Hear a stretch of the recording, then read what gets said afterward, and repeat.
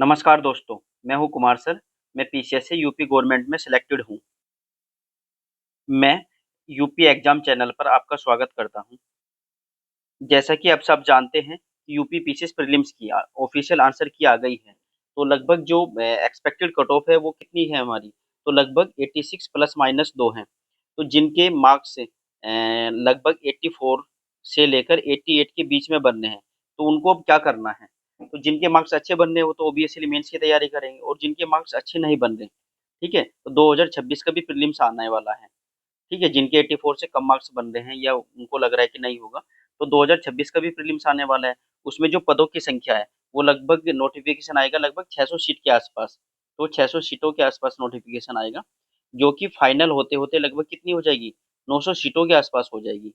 तो 900 सीटों के आसपास हो जाएगी फाइनल होते होते यूपी पीसीएस प्रीलिम्स 2026 की वैकेंसी।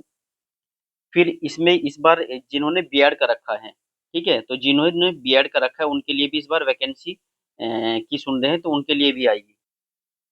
हमारा एग्जाम कैसा भी गया हो, ये प्रीलिम्स वाला 2025 का, लेकिन हमें करना क्या है? जैसे किसी के जिनका सिलेक्शन हो रहा है तो वो क्या करें, मेंस की तैयारी शुरू कर दे अभी से ही। ठीक है, और जिनका नहीं हो रहा तो वो भी मेंस की तैयारी करे। क्यों? उनको दो तरह से स्ट्रेटजी लेके चलनी पड़ेगी। एक तो प्रीलिम्स की तैयारी करे साथ में, ठीक है, तो साथ में क्या क्या करे, प्रीलिम्स की तो करे ही करे जिनका नहीं हो रहा है, और साथ में मेंस की भी तैयारी करे। तो आधा टाइम प्रीलिम्स और आधा टाइम मेंस, और जिनका हो रहा है वो मेंस की तैयारी करे। इसी क्रम में हमने भी एक सीरीज शुरू की, जिसमें हम डिस्कस कर रहे हैं यूपी पीसीएस जो मेंस है, ठीक है, मेंस के पीवाईक्यू डिस्कस कर रहे हैं। ठीक है, उसी क्रम में जो पीसीएस मेंस था, तो यूपी पीसीएस मेंस 2024 है, उसी के क्वेश्चन डिस्कस कर रहे हैं, जिसके दो क्वेश्चन तो हम डिस्कस कर चुके हैं, 1 और 2। आज हम तीसरा क्वेश्चन डिस्कस कर रहे हैं। 1 और 2 का लिंक डिस्क्रिप्शन में मिल जाएगा, वहां से देख सकते हो। ये जो प्रश्न है, ये प्रश्न है हमारा खंड 1 से। तो इसमें खंड पूछते हैं, दो खंड रहते हैं। तो खंड 1 में क्या रहता है? 8 नंबर के क्वेश्चन रहते हैं। ठीक है, तो 8 नंबर के क्वेश्चन रहते हैं, जिसमें 125 शब्द को लिखना रहता है हमें। तो उसी का ये तीसरा क्वेश्चन है। ठीक है, अब क्वेश्चन देख लेते हैं क्या है। क्वेश्चन नंबर 3, नेपोलियन क्रांति का पुत्र था। क्या है? नेपोलियन क्रांति का पुत्र था। व्याख्या करनी है इसकी। ठीक है, इंग्लिश में क्या है हमारा? Napoleon was the son of the revolution, explain करना है। कौन सा क्वेश्चन है? यहाँ पे पूरा डिटेल में लिखा हुआ है कि भाई यूपी पीसीएस 2024 जीएस 1 का मेंस का पेपर है ये। मेंस के क्वेश्चन को हल करते वक्त हमें क्वेश्चन को 3 भागों में बांट के करना है। पहला भाग कौन सा रहता है हमारा? तो पहला भाग रहता है हमारा भूमिका। ठीक है, तो भूमिका क्या रहेगी? 8 नंबर वालों में, 125 शब्दों वालों में, तो 20 से 25 शब्द के आसपास रखेंगे हम भूमिका को। ठीक है, दूसरा भाग रहता है मुख्य भाग। ठीक है, और तीसरा भाग रहता है निष्कर्ष। तो निष्कर्ष का रहता है तीसरा भाग। निष्कर्ष भी वही 20 से 25 शब्दों में मैक्सिमम। ठीक है, अब मुख्य भाग बाकी जो बचेगा वो मुख्य भाग का रहेगा। तो अब इस क्वेश्चन को हम इसी फ्रेम में देख लेते हैं। पहले भूमिका देखेंगे। तो भूमिका क्या है इसमें? तो ये प्रश्न का भाग है। क्वेश्चन था हमारा नेपोलियन क्रांति का पुत्र था, व्याख्या करनी है इसकी। ठीक है, तो भूमिका है ये, क्या है हमारी? भूमिका है ये। तो भूमिका को शुरू करते हैं। तो फ्रांसीसी इतिहास में नेपोलियन बोनापार्ट का नाम अत्यंत महत्वपूर्ण है। 1789 की फ्रांसीसी क्रांति ने फ्रांस में स्वतंत्रता, समानता, भ्रातृत्व के आदर्शों को जन्म दिया है। इसी क्रांति की पृष्ठभूमि में नेपोलियन का उदय होता है। इसीलिए इतिहासकार उसे क्रांति का पुत्र कहते हैं, जिसकी व्याख्या इस प्रकार की जा सकती है। ये तो हम जानते हैं कि फ्रांस की क्रांति कब हुई थी, तो 1789 में हुई थी। जो इसका नारा था फ्रांस की क्रांति का, स्वतंत्रता और समानता, ठीक है, और साथ में भ्रातृत्व अर्थात भाईचारा। तो हमारे संविधान में भी है, इसका प्रभाव हमारे संविधान पे भी है। तो स्वतंत्रता, समानता और भाईचारा यानी भ्रातृत्व। ठीक है, ये इसके आदर्श थे इस क्रांति के। जब फ्रांस की क्रांति हो रही थी तो उसी टाइम पर नेपोलियन का उदय भी हो रहा था। ठीक है, फ्रांस की क्रांति के क्रम में पहले तो क्रांति हुई, फिर उसमें डायरेक्टरी का शासन आया, फिर बाद में नेपोलियन सम्राट बन गया। क्रांति के दौरान ही नेपोलियन ने क्या किया? फ्रांस की क्रांति के विचारों को यूरोप के दूसरे देशों में फैलाया। तो नेपोलियन क्रांति का पुत्र था, ये तो होगी इसकी भूमिका। अब हम इसका मुख्य भाग शुरू कर देते हैं। तो यहाँ से क्या शुरू करें? मुख्य भाग शुरू करें प्रश्न का। ठीक, तो इसमें पहला पॉइंट क्या है? क्रांति के परिणाम स्वरूप नेपोलियन का उदय हुआ है। जब फ्रांस की क्रांति हो रही थी, तो फ्रांस की क्रांति ने पुराने सामंती शासन को राजतंत्र को और अभिजात वर्ग की सत्ता को समाप्त कर दिया। इससे क्या हुआ? तो इससे सत्ता में शून्य उत्पन्न हुआ, शून्य की स्थिति उत्पन्न हो गई। इसे नेपोलियन ने क्या किया? इस अवसर का लाभ उठाकर और अपनी प्रतिभा और सैन्य कौशल से सत्ता प्राप्त कर ली। डायरेक्टरी के शासन के बाद ही नेपोलियन आ जाता है। अब हम सेकंड पॉइंट पर आते हैं। सेकंड पॉइंट क्या है हमारा? तो क्रांतिकारी आदर्शों से प्रेरणा ली इसने। तो नेपोलियन ने अपने शासन काल में क्रांति के कई सिद्धांतों, जैसे कानून के समक्ष समानता, कानून का शासन, प्रतिभा के आधार पर पदों की भर्ती, धर्म की स्वतंत्रता को व्यवहार में लेकर आया है। फिर उसका एक प्रसिद्ध नेपोलियन कोड है, जो आज भी क्या है, फ्रांस में चलता है, थोड़े बहुत संशोधन के साथ। तीसरा पॉइंट देख लेते हैं। तीसरा पॉइंट क्या? क्रांति के सिद्धांतों का विस्तार रखता है। इसने क्या किया? जो क्रांति थी, क्रांति को विस्तार दिया, अलग अलग क्षेत्रों में फैलाया। तो नेपोलियन ने अनेक देशों में विजय की। तो नेपोलियन ने अपने विजय के माध्यम से यूरोप के विभिन्न देशों में स्वतंत्रता, समानता के विचार का प्रचार प्रसार किया। जैसे उसने क्या किया? क्रांति के विचारों को जर्मनी, ठीक है, इटली, ठीक है, यहाँ सब भी फैलाया।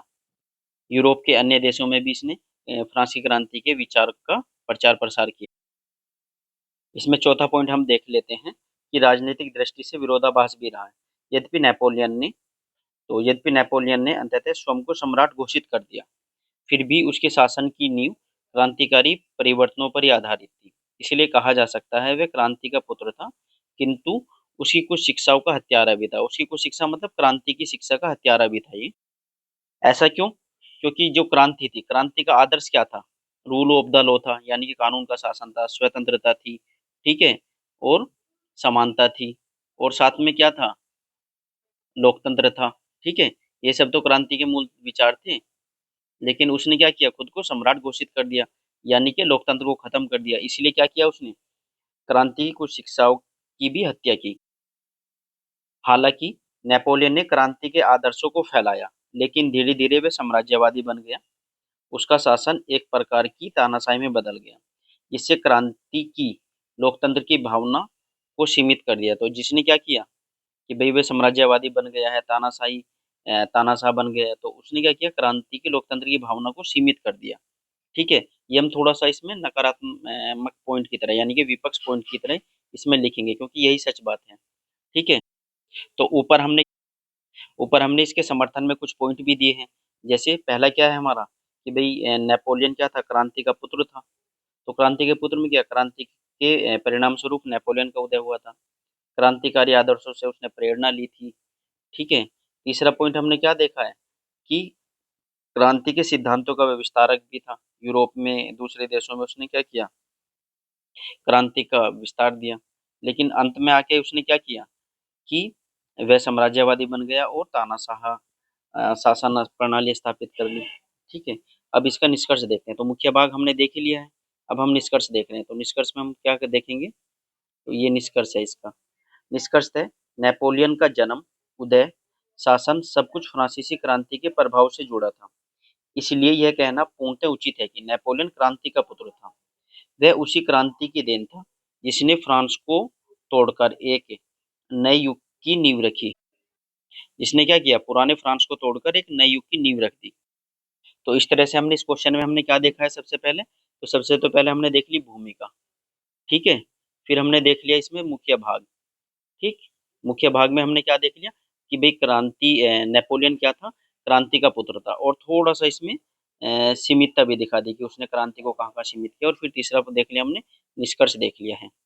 अब इसका सिनॉप्सिस भी देख लेते हैं। सिनॉप्सिस क्या हो सकता है? तो सबसे पहले तो क्या है? भूमिका है हमारी, ठीक है। भूमिका हम पूरा बता देंगे। फिर दूसरा मुख्य भाग बता देंगे और तीसरा हम निष्कर्ष बता देंगे।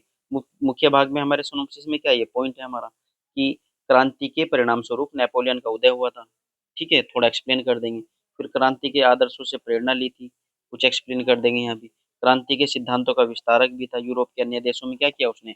स्वतंत्रता, समानता राष्ट्रवाद के विचारों को फैलाया उसने। राजनीतिक दृष्टि से विरोधाभास दिखा देंगे कि भाई उसने क्रांति का वो पुत्र था, ठीक है, क्रांति के विचारों को प्रचार प्रसार भी किया। परंतु उस अंत में क्या खुद ही वो क्या बन बैठा? नेपोलियन खुद ही सम्राट बन बैठा, ठीक है। फिर उस निष्कर्ष दिखा देंगे। इस तरह से क्वेश्चन पूरा हो जाता है हमारा। अब नेक्स्ट वीडियो में नेक्स्ट क्वेश्चन देखेंगे हम, ठीक है। तो इस तरह से हमारी सीरीज चल रही है पीवाईक्यू की, जो मेंस के पीवाईक्यू हैं, ठीक है, यूपी पीसीएस मेंस के पीवाईक्यू हैं। वही देख रहे हैं हम, ठीक है। तो इसमें अगर आपने चैनल को सब्सक्राइब ना किया तो सब्सक्राइब कर लीजिएगा, जिससे आसानी से आपको नेक्स्ट वीडियो आप तक पहुंच जाए। एक्चुअली मैं कई सिलेक्टेड भी हूँ ऑलरेडी, और यूपी पीसीएस मेंस दे चुका हूँ, इंटरव्यू दे चुका हूँ, और यूपीएससी मेंस दे चुका हूँ, इंटरव्यू दे चुका हूँ। इसलिए मैं आपको करा ले जाऊंगा ये सब मेंस वगैरह के क्वेश्चन, यानी कि पीसीएस की पूरी तैयारी करा ले जाऊंगा, ठीक है।